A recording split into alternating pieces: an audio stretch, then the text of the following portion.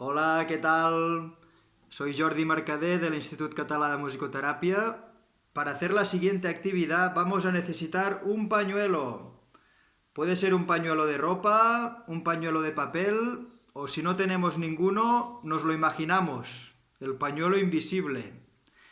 Entonces, vais escuchando mis indicaciones y me vais siguiendo con el pañuelo.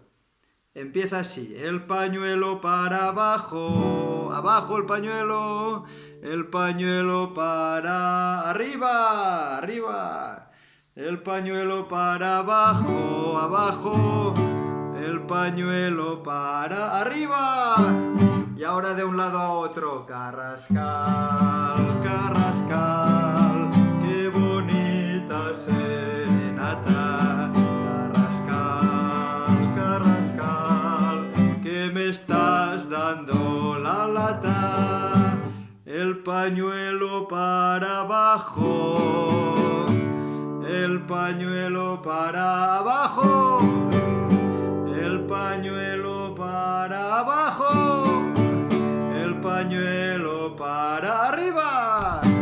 Carrascal, carrascal, qué bonita serenata. Carrascal, carrascal, que me estás dando la lata.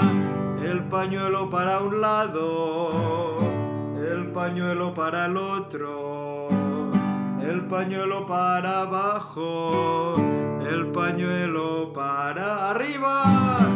Carrascal, carrascal, qué bonita serenata. Carrascal, carrascal, que me está